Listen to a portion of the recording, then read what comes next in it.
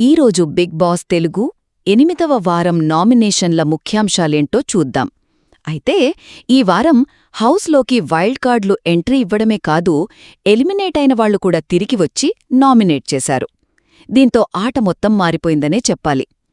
మొదటగా కొత్తగా వచ్చిన వైల్డ్ కార్డ్స్ ఉన్నారు కదా, ప్రియా, మనీష్, శ్రీజ. వీళ్ళో పక్కా ప్లాన్తో వచ్చినట్టు అనిపించింది. మెయిన్గా తనుజ, కళ్యాణ్ల గేమ్ని టార్గెట్ చేసినట్టున్నారు. కళ్యాణికైతే తనుజతో ఫ్రెండ్షిప్ నీకు మంచిది కాదు అని గట్టిగానే చెప్పారు. ఇక శ్రీజ అయితే తనుజ ఆడే సపోర్ట్ గేమ్ గురించి డైరెక్ట్గా క్వశ్చన్ చేసింది. అది హౌస్లో పెద్ద డిస్కషనే రేపింది. ఇక రెండవది, ఈ మాటలతో పాపం కళ్యాణ్ బాగా కన్ఫ్యూజ్ అయిపోయాడు. అంటే ఫ్రెండ్షిప్ చూసుకోవాలో గేమ్ చూసుకోవాలో తెలీక పెద్ద కన్ఫ్యూజన్లో పడ్డాడు. అతని నమ్మకాలు, గేమ్ ప్లాన్ అన్నీ డౌట్లో పడ్డాయి. అదే టైంలో నంబర్ 1 పొజిషన్లో ఉన్న తనుజపై కూడా ప్రెషర్ బాగా పెరిగింది.